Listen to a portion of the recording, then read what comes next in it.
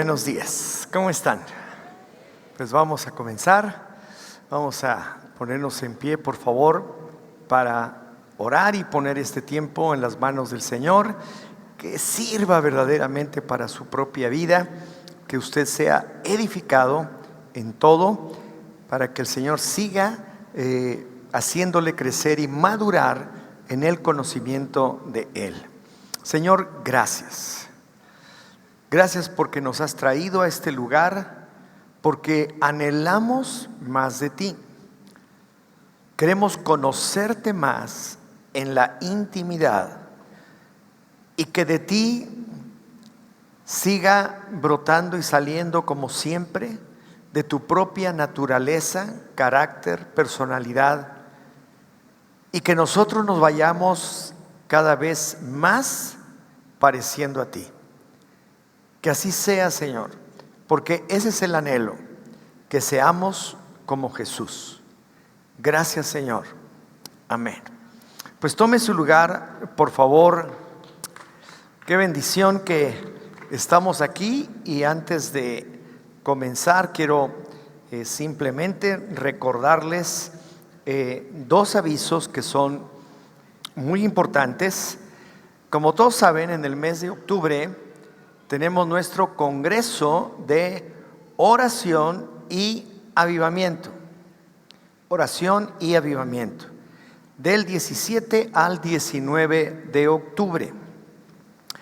En ese Congreso tenemos como oradores a Marcos Brunet, a Misty Edwards, orando y alabando, exaltando al Señor, Benjamín Núñez de Kansas City, de la casa de oración de allá, en donde él viene precisamente para traernos un mensaje fresco acerca de la oración de los últimos tiempos, de cómo debemos estar orando.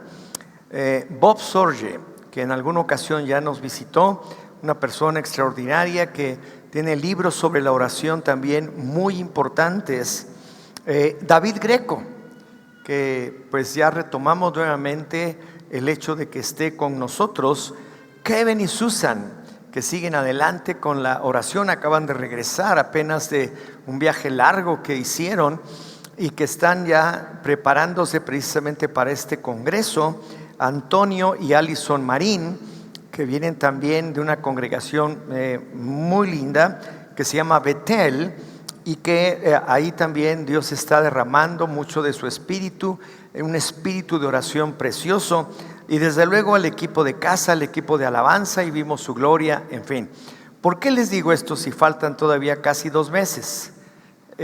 Porque mañana, o sea, hoy y mañana son los últimos días para la promoción, la preventa, que está indicada aquí, hasta el 19 de agosto.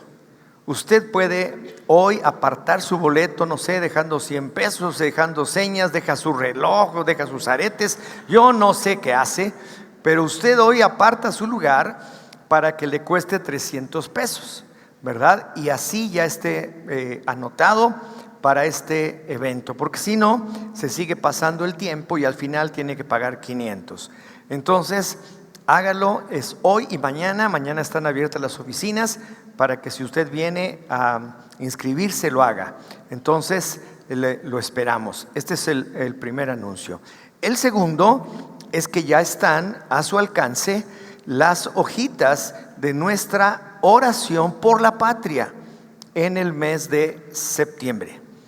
Estas hojitas usted las puede guardar en su Biblia, son muy prácticas, y cada día del 1 al 30 usted tiene ahí una guía de oración a las 6 de la mañana, a las 3 de la tarde y a las 9 de la noche, orando sobre un versículo. El primer versículo que vamos a orar es Daniel 6:10. Y entonces a usted, a las 6 de la mañana, donde le agarre, en la cama, a lo mejor, ¿verdad? Yo no sé dónde, a lo mejor ya está usted orando, ya está santificadísimo. Con 2 minutos, 3 que ore sobre este versículo, está bien. Si a las 3 de la tarde le agarra en la oficina, hágase un ladito, 2, 3 minutos y ora específicamente por la patria, por México. Y en la noche, desde luego, también apartar 2-3 minutos para estar orando por México. Y así cada día. Esto está a su alcance, lo pueden recoger ahí atrás o en el kiosco. Uno por cada persona, joven, adolescente, persona mayor, matrimonios, uno para cada uno. ¿Está bien? Para que lo vayan llenando. Y uno para mi esposo y para mí, no, porque su esposo está trabajando y usted está en casa. Entonces tienen que ser aparte, ¿verdad? Uno para cada uno, para que así hagamos esto. Pero aparte también, del 2 al 9 de septiembre, les estamos invitando para que participen con nosotros en la oración organizada por Reuniones de Hogar. Don Rubén García y Marisela, su esposa, organizaron ya una oración ininterrumpida 24/7. Una semana completa orando las 24 horas del día, a partir del día 2, terminando el día 9. Así que todos esos días se estará orando todo el tiempo. Usted puede apartar una hora el día que quiera o los días que quiera. Le recibimos con mucho gusto de lunes a domingo a las 3 de la mañana. Perfectamente bien recibido, no hay ningún problema, o a las 2 de la mañana a la hora que quiera, ¿verdad? Pero le recibimos porque son 24 horas continuas de oración y de adoración y alabanza al Señor.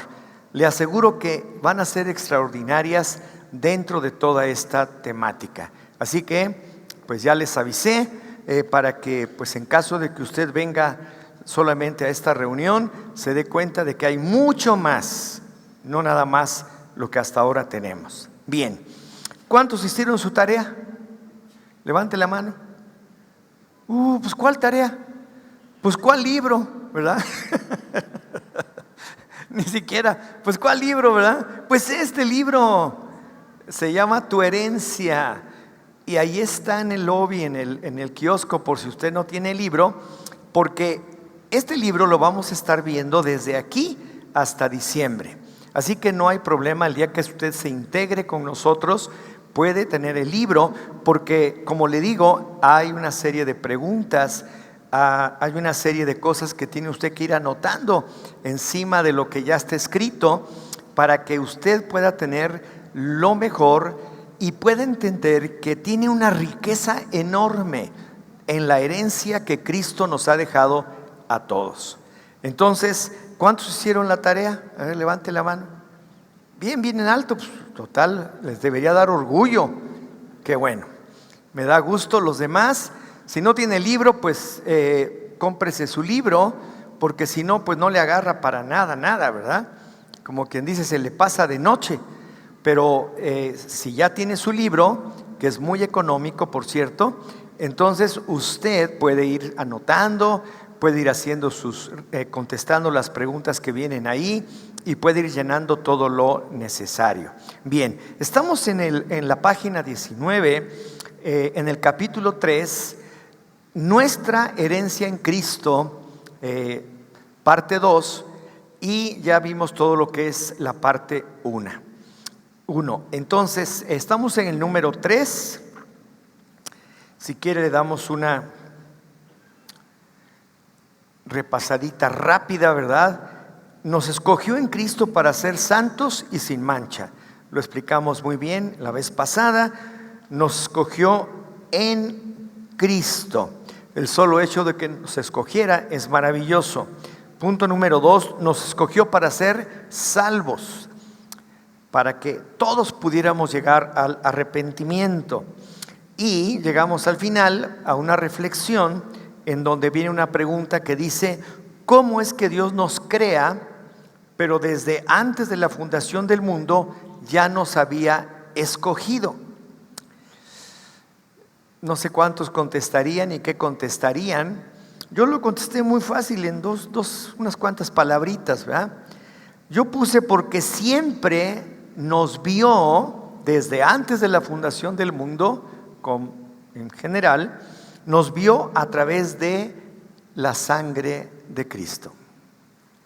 Porque dice que el Señor Jesucristo fue inmolado desde antes de la fundación del mundo. Así es que a usted y a mí nos vio también desde antes de la fundación del mundo, pero a través de, haga de cuenta, un lente gigantesco llamado Jesucristo, ¿verdad? Nos ve a través de él y dice: a este lo escogí. Y de su propia voluntad respondió positivamente, por lo que ahora es mi hijo. Es santo y sin mancha. ¡Wow! Tremendo. Pero estamos en el capítulo 3. Punto 3. Nos escogió para ser santos. Ahora, santo lo hemos interpretado mal desde toda la vida, ¿verdad? Los que venimos de una religión tradicional y todo, que pues siempre manejaba ese tipo de conceptos, y también aún nosotros mismos. Santo pensamos que es alguien, qué bárbaro, muy espiritual, etcétera, etcétera. Pero realmente la palabra santo viene de la palabra en griego llamada agios, que quiere decir apartado. ¿Qué quiere decir? Él nos escogió desde antes de la fundación del mundo y nos apartó. Exactamente. Nos hizo santos, o sea, apartados para Él. Ese es el significado real de la palabra. Entonces, es alguien que ha sido apartado para un propósito específico. Fuimos escogidos para participar en su equipo ganador. ¿Cuántos saben que Jesús venció en la cruz? ¿Cuántos saben que el Señor venció a la muerte? ¿Cuántos saben que el Señor resucitó? ¿Cuántos saben que está vivo? Todos, ¿verdad?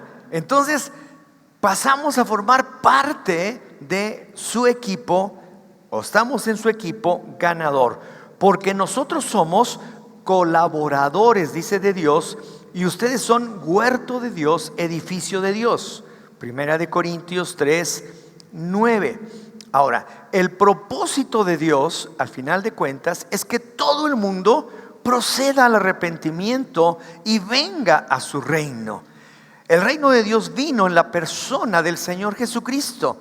Las primeras palabras que Él está hablando, que Él está compartiendo una vez que es bautizado en el Jordán, es esta palabra: arrepiéntanse, porque el reino de los cielos se ha acercado.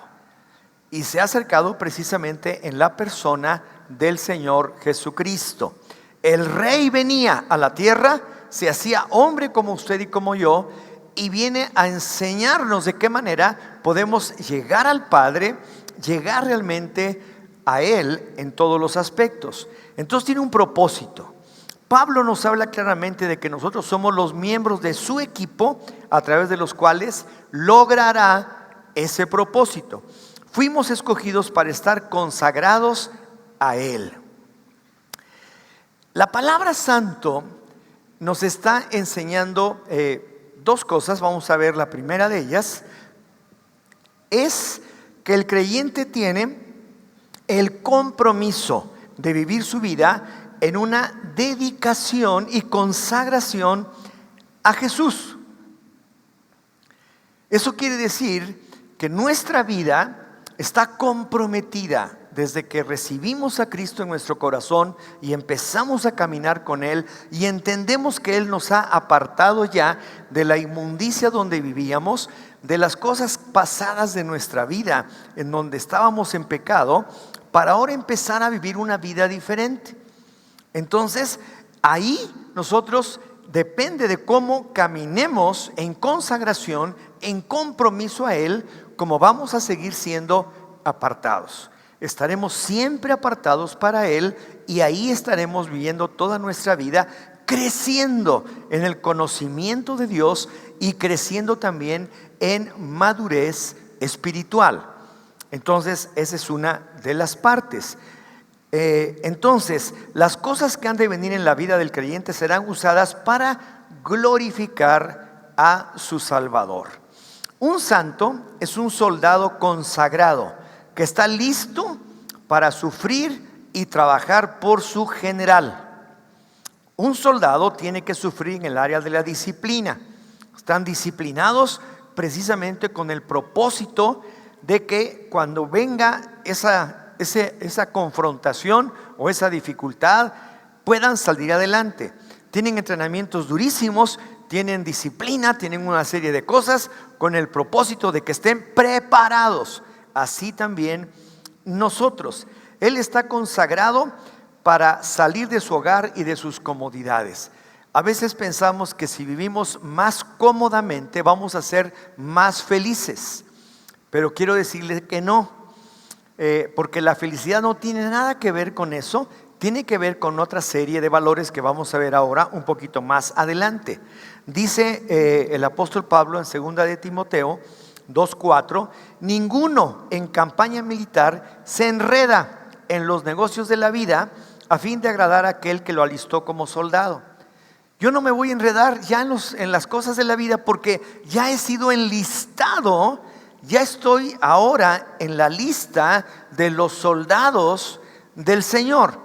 O sea, ya tengo una disciplina, estoy consagrado a Él, estoy comprometido con Él y por lo tanto estoy siendo preparado, estoy siendo capacitado para lo que venga. Y lo que venga, cuando yo tengo la oportunidad de vencerlo, es para darle gloria a aquel que me apartó, aquel que me escogió. ¿Está entendido? Ok, bueno, un santo es un siervo consagrado a descubrir y cumplir la voluntad de su maestro. Mire, lo más difícil para una persona, para todos nosotros, es descubrir cuál es la voluntad de Dios. ¿Cuál es la voluntad de Dios? ¿Verdad? Bueno, ¿será esto? ¿Será aquello? Por eso el Señor envió el Espíritu Santo. Y estamos viviendo en este tiempo del Espíritu Santo, en donde el Espíritu Santo nos muestra con toda claridad por dónde debemos caminar.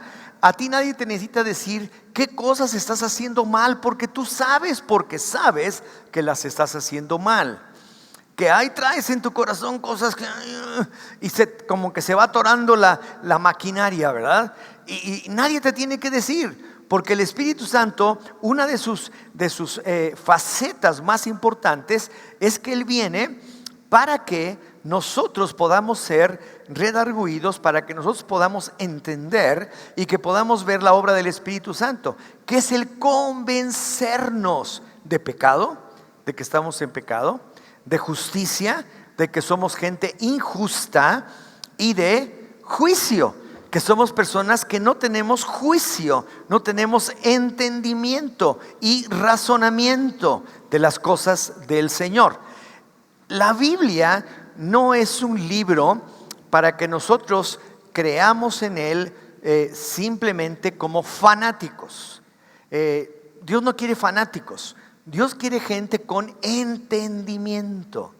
El apóstol Pablo, en el libro de Efesios capítulo 1 versículos 17, 18 en adelante, dice que él está orando para que nuestro Dios, el Dios y Padre del Señor Jesucristo, nos dé un espíritu de entendimiento y de revelación en el conocimiento de Él. ¿Ya me entendió? Ok, ahora, también la palabra entendimiento la hemos interpretado mal. Voy a ver si aquí se guardó. Pero quiero decirle que la palabra entendimiento tiene varias cosas que seguramente van más allá de que usted entienda. Fíjese lo que dice el diccionario. Dice entendimiento, potencia del alma, en virtud de la cual concibe las cosas, las compara, las juzga e induce y deduce otras de las que ya conoce. Todo eso es entendimiento. Y el apóstol Pablo está orando para que usted reciba este espíritu de entendimiento, que es una potencia del alma, en virtud de la cual concibe las cosas, las compara, las juzga e induce y deduce otras de las que ya conoce. Ese es el primer significado de la Real Academia Española. El segundo, alma, en cuanto discurre y raciocina. Dios nos dio inteligencia. A ver, pégate aquí. A ver si está hueco. No, ¿verdad? Adentro hay sesos, hay inteligencia. Y Dios quiere que usemos nuestra inteligencia y razonamiento para que entendamos lo que Él nos dice en la Biblia. Por eso dice aquí alma, en cuanto discurre y raciocina. Y la tercera dice razón humana. Simplemente el razonamiento humano. Entonces, nosotros no creemos nada más porque sí. O sea, estamos completamente convencidos y entendidos de que lo que nos está diciendo la Escritura es verdad. Son principios y valores universales, absolutos y perfectos. Por lo cual no hay nada que quitar ni nada que poner más a la Biblia.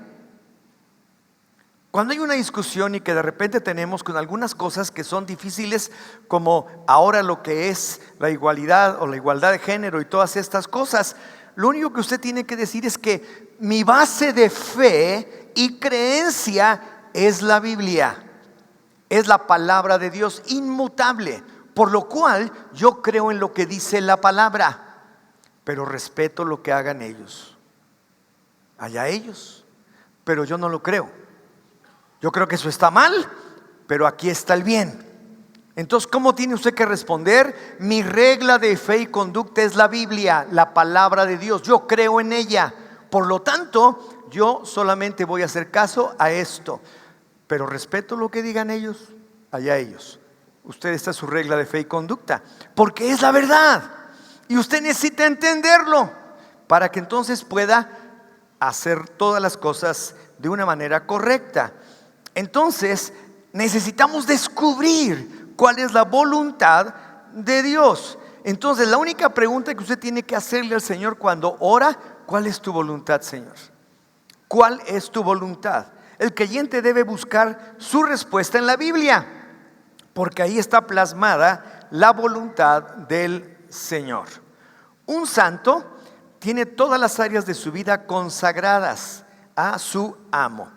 Cuando tú consagres toda tu vida, tus posesiones, derechos, etcétera, a Dios, tales cosas pasarán a ser suyas completamente.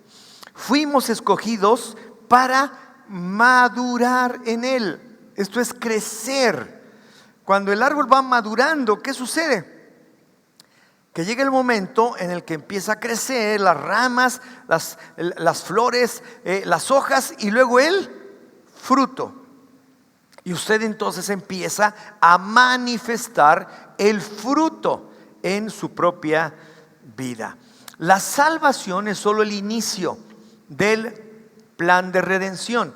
La intención de Dios es que prosigamos hacia la madurez en Cristo. Y esto solo lo logramos al mantenernos dentro de su palabra y de su espíritu. Hay una importancia capital, vital, en la palabra del Señor. ¿Está entendido? ¿Se quedaron mudos? Aquí está. Una importancia total en la palabra de Dios y en el Espíritu. Porque es el Espíritu Santo el que nos revela, nos da entendimiento de lo que dice aquí. ¿Cuántas veces estamos leyendo algo y dice: ay, no entiendo? Pues Dios te dio la capacidad para que entiendas. Búscale, ráscale, busca un diccionario bíblico, busca un diccionario normal, busca una concordancia temática, búscate otros versículos correlacionados. El caso es que le entiendas, porque eso es lo que el Señor quiere, que entendamos, para que entonces sí podamos actuar en fe y con la gracia de Dios en nuestra propia vida. Bien, 4. Nos escogió para ser sin mancha.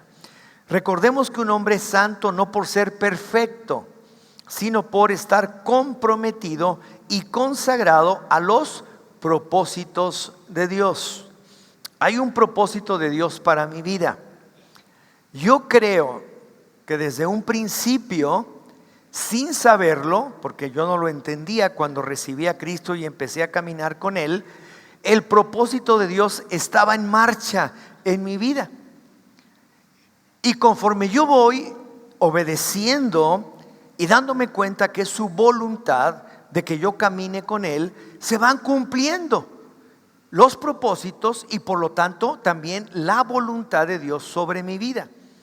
Y estoy llegando a esta edad en donde todavía creo que hay muchísimos propósitos y desde luego más y más de la voluntad de Dios que tengo que hacer, que tengo que desarrollar en mi vida hasta que termine la carrera, como nos enseña también el apóstol Pablo.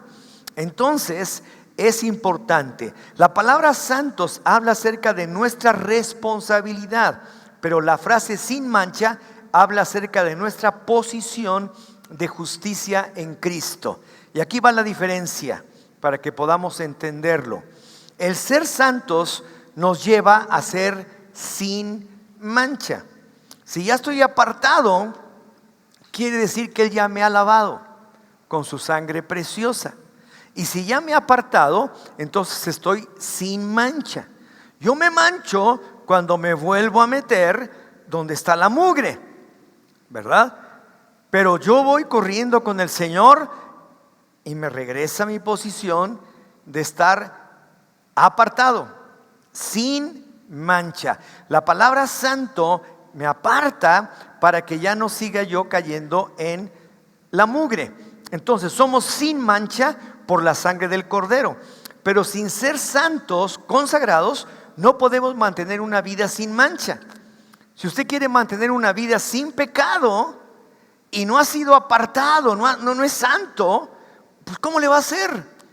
No tiene al Espíritu Santo, no tiene al Señor que le ayude, no puede descubrir y entender lo que dice la Escritura, no sabe cómo discernir la voluntad de Dios para usted, entonces no lo va a poder conseguir.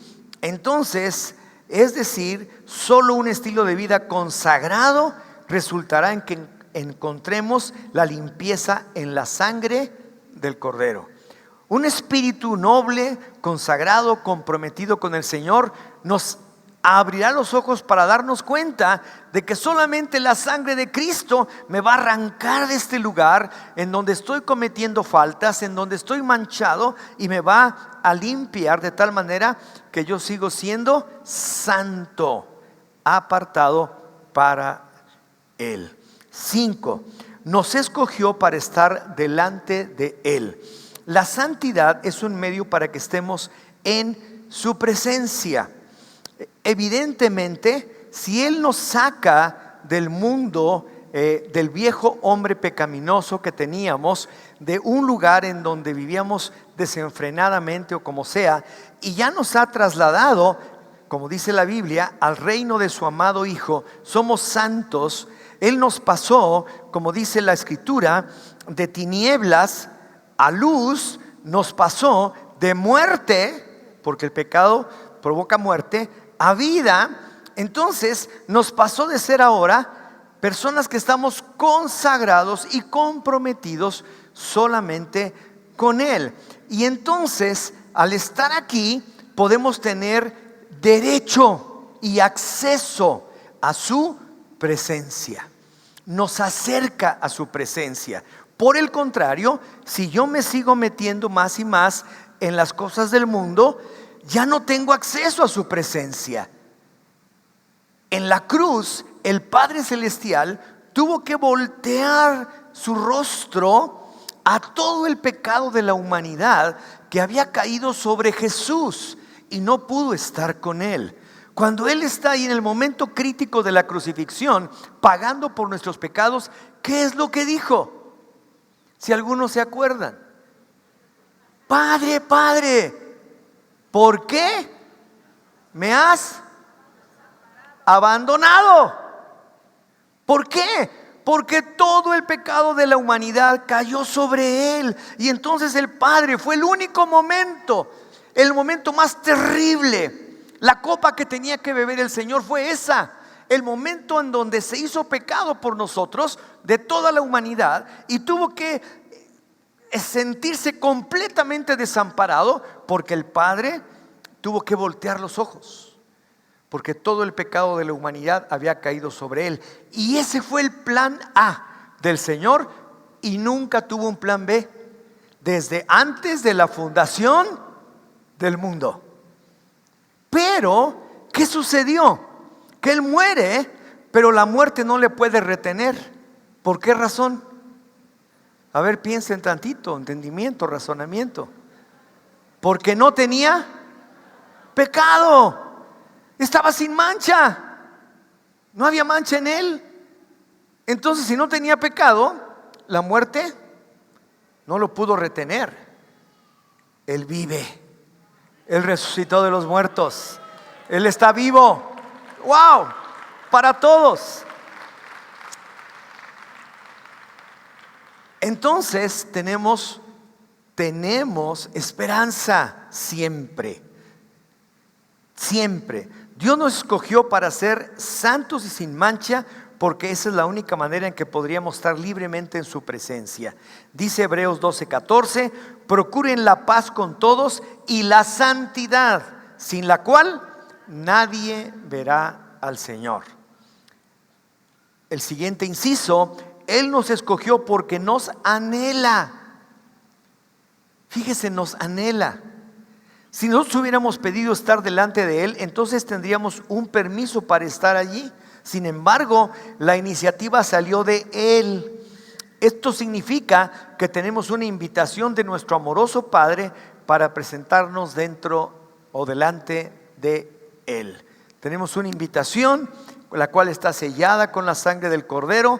Ahora podemos estar en su presencia porque Él nos anhela, dice, celosamente. Él anhela que estemos cerca de Él, en su presencia, para que todo lo que emana de Él, de su propia naturaleza, de su carácter, de su personalidad, recaiga o venga sobre nuestras vidas, para que podamos parecernos más a Él. Él nos anhela.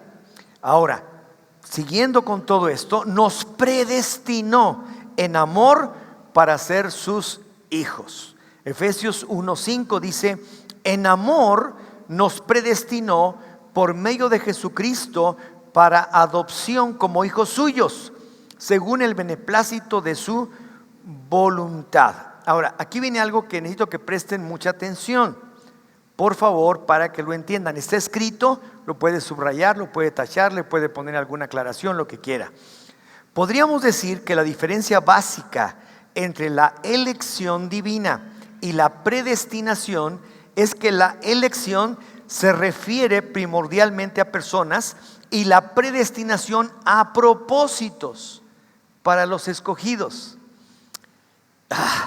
Esto es bien importante, porque desde la vez pasada que platicamos, vinimos a darnos cuenta de que si Él nos escogió desde antes de la fundación del mundo, y también Cristo fue sacrificado, inmolado desde antes de la fundación del mundo, quiere decir que todos los que Él creó después de eso, no había tierra, no había cielo, no había nada, ni siquiera habíamos hecho bueno ni malo, pero a todos nos escogió, a todos, a toda la humanidad.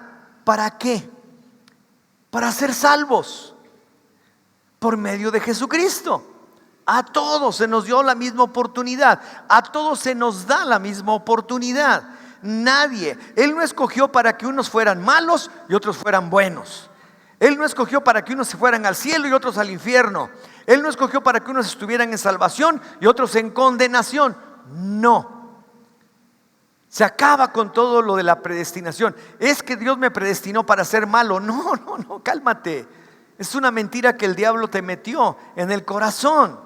Dios te predestinó para ser salvo, para vivir una vida en victoria, para vivir en salvación, para ser apartado, elegido, santo, en un lugar en donde ya no te manchas, en donde puedes seguir tu vida en victoria. Pero sí tiene que ver la predestinación a los propósitos. Eso ya es diferente. Sí, Dios predestinó, Él ya designó obras buenas para que tú andes en ellas. Entiéndame, eso ya son propósitos de Dios para cada vida. Y a cada vida Dios le ha dado dones, talentos, etcétera, para que cumpla con esos, ¿qué? Propósitos. Y eso es cumplir exactamente su voluntad. ¿Ya se entendió? Pero no es, él no predestinó a gente para que se fueran al infierno. Él predestinó a toda la humanidad. Porque ni siquiera habían hecho ni bueno ni malo, lo leímos la vez pasada. Ni habían nacido. Pero una vez que Él nos crea, ya nos está a todos dando la oportunidad de ser salvos, de tener perdón en nuestros pecados, de tener una nueva vida en Él. Pero hay un propósito. Nos predestinó en un propósito para que tú y yo podamos cumplirlo. Y los propósitos van ligados a la voluntad de Dios. Por eso los propósitos son nuestra responsabilidad. Usted decide en un momento dado seguir a Cristo. ¡Wow! Bendito momento para todos nosotros cuando decidimos seguir a Cristo. Cosa gloriosa. Pero Él tiene ya algo para ti. Un propósito. Y ese propósito ya es su responsabilidad. Dios ya tuvo un propósito para usted, que sea un excelente padre. Si usted no lo es, ese es su problema. Dios ya le dio un propósito para salir victorioso ante cualquier tipo de tentación y de lucha y de guerra.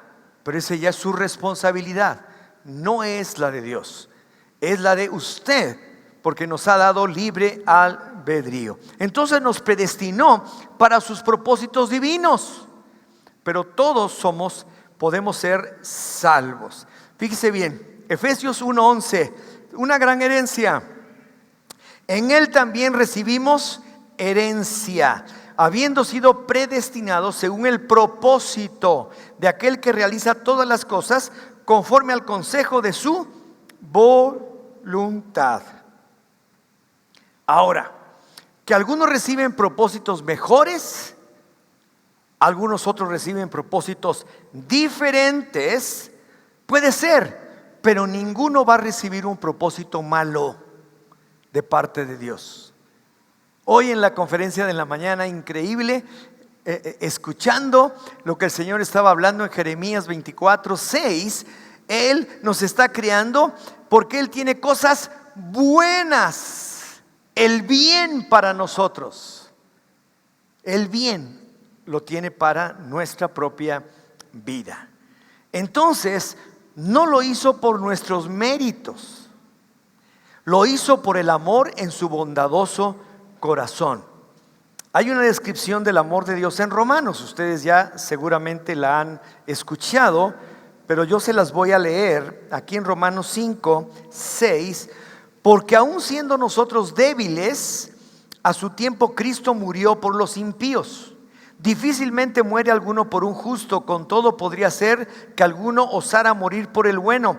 Pero Dios demuestra su amor para con nosotros en que siendo aún pecadores, Cristo murió por nosotros. Amor por el débil, amor por el pecador, amor por sus enemigos. ¿Y por qué lo hizo? Porque su voluntad es buena para con nosotros. Tú dices, ¿cómo le puedes decir, verdad? Oye, Señor, fíjate que te equivocaste en tus propósitos con respecto a mi vida. No me digas. Ya te salvé, ya eres una nueva persona, eres un hijo de Dios, ya eres heredero y coheredero juntamente con Cristo de todas las riquezas espirituales y toda la riqueza que yo te ofrezco. Yo te hice para señorear sobre todas las cosas de la tierra, para ser Señor y tomar autoridad y tomar dominio sobre tu propia vida, sobre la vida de tu familia, para que tú puedas ser una persona que camina dentro de esos propósitos y dentro de mi voluntad. Entonces yo tengo que aceptar los propósitos de Dios para mi vida. Y todos son buenos. Todos son buenos. Todos son buenos. Una persona mayor, 92 años. Toda su vida, un hombre ejemplar, cristiano, etcétera, cumpliendo cada vez, siendo una persona apartada para el Señor. Y a esa edad se le ocurre empezar a estudiar hebreo y griego para poder aprender más de las Escrituras. Y entonces le preguntan: oiga, Señor, ¿y por qué usted hasta ahora está queriendo aprender hebreo y griego? Dice: porque es ahora o nunca. Yo le quiero decir a usted eso: es ahora o nunca. No importa la edad que tenga. Los propósitos de Dios son buenos. Y si el propósito de Dios es que esa persona aprendiera griego y hebreo, es un propósito bueno. Y ya había cumplido muchos, pero había uno más que tenía que cumplir. Porque los propósitos de Dios siempre van conforme a su voluntad. Entonces lo hizo porque su voluntad es buena, según el beneplácito, según la bondad de su voluntad. Esta frase podría ser traducida como conforme a la buena intención de su voluntad. Esto nos habla de lo bueno que es para con nosotros el plan de Dios. No es, una vez más dice, no es por nuestro mérito, sino su generoso corazón. Por último dice: lo hizo para que fuese conocida su gracia, para que tú puedas experimentar en tu vida la gracia de Dios. Hay gente que se pasa su vida y no puede experimentar lo que es recibir gracia, lo que es recibir favor de Dios, y que lo pueda reconocer. Esto que me está pasando es porque la gracia de Dios está cayendo sobre mi vida y están sucediendo estas cosas que son para bien en mi vida, para la alabanza de la gloria de su gracia que nos dio gratuitamente en el amado. Página 22. 2. Fuimos hechos tanto siervos como hijos de Dios. Éramos esclavos del pecado. Por haber pecado fuimos hechos pertenencia legal del pecado. Fuimos hechos ahora esclavos de Dios, siendo libertados del pecado. En el mundo antiguo, un esclavo cambiaba de dueño cuando el amo le pagaba el justo precio. Cuando Cristo pagó con su sangre, fuimos comprados como esclavos y pasamos a ser de un nuevo amo, el cual nos da libertad. Libertad. 3. ¿Podemos perder el destino que Dios preparó para nosotros? Sí, sí lo podemos perder. Por necedad, por desobediencia, por lo que usted quiera, manteniendo la fe y la buena conciencia, la cual algunos desecharon y naufragaron en cuanto a la fe. Dios predestinó a Saúl, así como a otros, pero él perdió su destino por su propia desobediencia. La pregunta es: ¿quién es responsable de que hayan decaído en su fe? ¿Dios? No. Este versículo dice claramente: naufragaron en cuanto a la fe. Entonces yo subrayé estos últimos 3 párrafos. Dios tiene un propósito o predestinación para todo el mundo, pero nosotros mismos debemos ser responsables en cumplir nuestra parte en este propósito. Dios desea que podamos cumplir con su voluntad.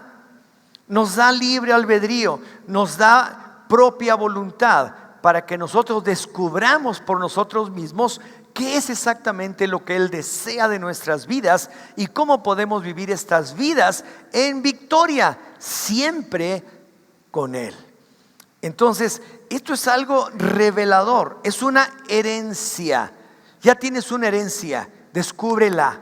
¿Cuál es el propósito de Dios en tu vida? Porque ya eres salvo. Ya eso ya está. Ya está listo. Ahora, ¿cuál es el propósito? Reflexión. 2 preguntas. ¿Para cuáles cosas extraordinarias nos escogió Dios? En este caso, a usted. ¿Para qué cosas extraordinarias? Bueno, y segunda, ¿cuáles son las razones por las cuales Dios nos predestinó para ser sus hijos. ¿Por qué quiere que seamos sus hijos? ¿Cuáles son esas razones por las cuales desde antes ya había predestinado a todo el mundo para ser salvo, pero solamente a los que respondieron a Él los apartó y dijo: aquí estás, ahora eres santo, apartado y sin mancha? Conteste esas preguntas, por favor, sinceramente, con humildad de corazón. Vamos a orar. Señor, gracias. Que haya mayor entendimiento y que la oración de Pablo la podamos tomar para nosotros y recibir ese espíritu de entendimiento, de revelación en el conocimiento de ti. Y que podamos descubrir cuáles son las riquezas, la herencia gloriosa que nos has dejado. El que podamos todos y cada uno de nosotros ser salvos, apartados y sin mancha, pero también descubrir el propósito por el cual nos creaste para hacer tu voluntad, y que tú recibas al hacerlo nosotros toda la gloria y la honra en todas las cosas. Yo te doy las gracias, y que cada uno pueda ir entendiendo más y mejor todas las cosas que nos enseñas. En el nombre de Jesús. Amén. Amén.